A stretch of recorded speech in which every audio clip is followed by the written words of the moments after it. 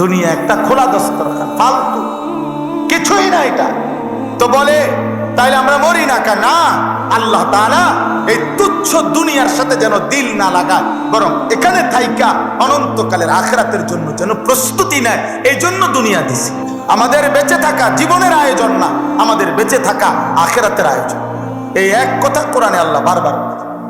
আল্লাহ বলছে ওয়াদারনি ওয়াল মুকাদ্দিবিনা উলিদ দামাতি ওয়া মাহিলহুম কালিলা। আমার মিথ্যাবাদী নাফরমান বান্দাদেরকে অল্প কিছু সময়ের জন্য দুনিয়া ভোগ করতে দাও। আল্লাহ বলে যারহুম ইয়াকুলু ওয়া ইয়াতামাত্তাউ ওয়া ইউলহিহিমুল আমাল ফাসাউফা ইয়ালামুন।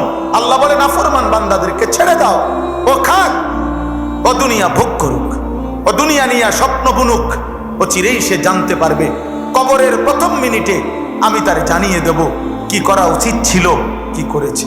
অতএব বাপ, একটা একটা গুনাহ, একটা একটা পাপ, প্রতিটা মিথ্যা, প্রতিটা চুরি, প্রতিটা জিনা, প্রতিটা ব্যভিচার, প্রতিটা সুদ, প্রতিটা ঘুষ, প্রতিটা কিস্তি, নারীর প্রতিটা ছবি, গানের প্রতিটা আড্ডা, নর্তকীর প্রতিটা আড্ডা, যুবক ভাই আমার মোবাইলের প্রতিটা অশ্লীল দৃশ্য, মিথ্যা কথা আর গানের অশ্লীল বাক্য, অসৎ বন্ধুদের সাথে আড্ডা, বেনামাজি জীবন, আল্লাহর কসম আব্বা তোমারে আমারে প্রতি মুহূর্তে জাহান্নামের দিকেই নিচ্ছে।